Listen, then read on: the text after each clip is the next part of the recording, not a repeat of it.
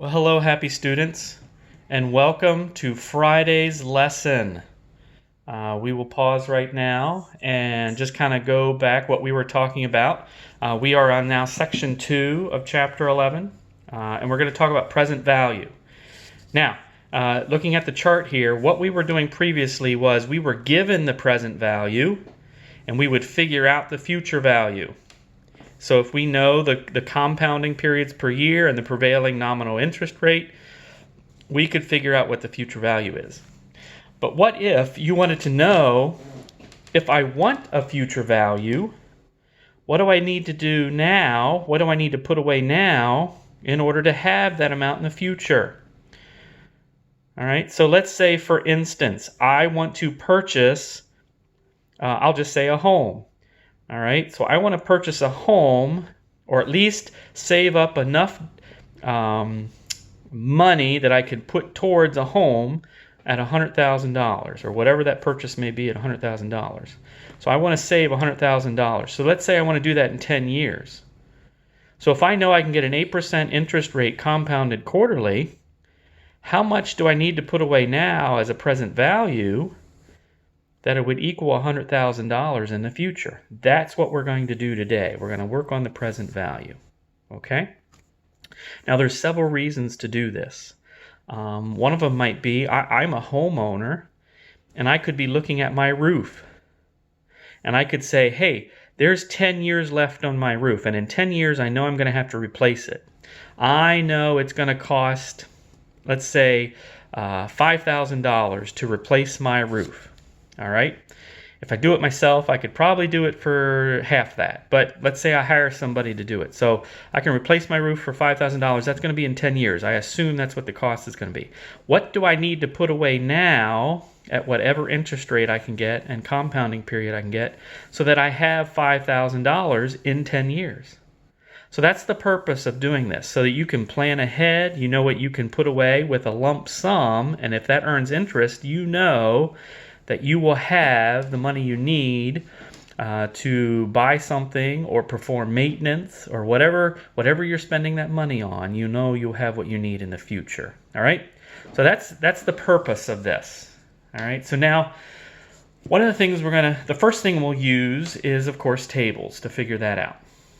All right? And just like we did for finding out what the future value was, we use the present value tables. Okay, so that at the top, if you can determine what the interest rate is per compounding period, then you can figure out, okay, that's the column you need. So let's say it's 3%.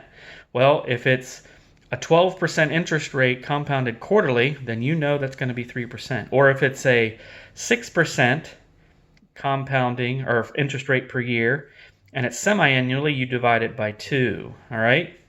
And then let's say I know it's going to be twice a year for 10 years, so that'll be 20 years. So that would help me find my factor, 0.55368. Now notice that all these factors are less than 1, all right? Because we're going backwards. We're taking a future amount that already has compounding interest. We need to go backwards to find out what our principal is, or our present value. If we go back and look at our future value chart, all of the numbers were greater than 1. That's because we were taking a present value, or our principal, multiplying it by a factor so that we could find out what the value would be when we add all the interest. All right?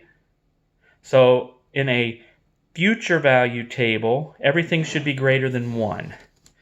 In a present value table, everything should be less than 1.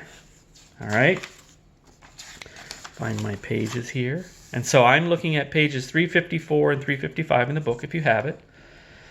All right, but that would be the table. So the process would be, just like we did, find the compounding period, or the interest rate per compounding period, find out how many periods total. All right. and then you can find your factor and then multiply it by the future value, which then should give us the present value. And it shows us here the present value equals the table factor times the compounding interest. All right, so let's look at example 6. Charlie will need $5,000 in 8 years. He wants to replace his roof in 8 years. It's going to cost him $5,000. Or maybe he wants to buy a car. He wants in about 8 years, it's going to be his 20th wedding anniversary. So he wants to take his wife on a trip. That's a great one. So he wants to spend $5,000 on his trip for he and his wife on their 20th wedding anniversary. So he's thinking ahead. How much must he invest now? He's found a savings tool of 6% interest compounded semi-annually. So how much must he put away now, present value, in order to have $5,000 8 years from now? All right. So the first thing we need to do is figure out the interest rate per compounding period.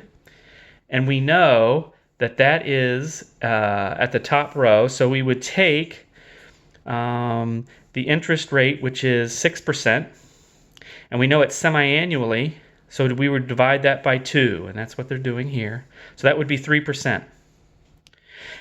We know then also that there's going to be a total of 16 periods over this time, because it's going to be 8 years again, 8 total years and 2 periods a year. 8 times 2 is 16. So as we look at the table, we know we need 3%. All right. 3% is right there. And we need to come down to 16. And that should give us 0.62317. 0.62317. All right? So if we continue down through the example on the next page, page 356 if you have your books. All right?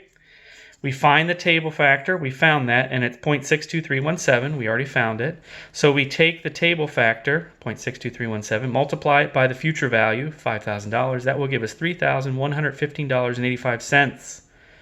Awesome. All right. So let's take a moment here. Let's practice. Here's try it exercise 6. So Count Gustav wants to renovate his castle. All right, in Bologna in 3 years. He estimates the cost to be $3 million. Use the table to find how much the Count must invest now at 8% interest, compounded quarterly, to have $3 million 3 years from now. All right? Go ahead, take a moment, figure that out. I'll come back with a solution.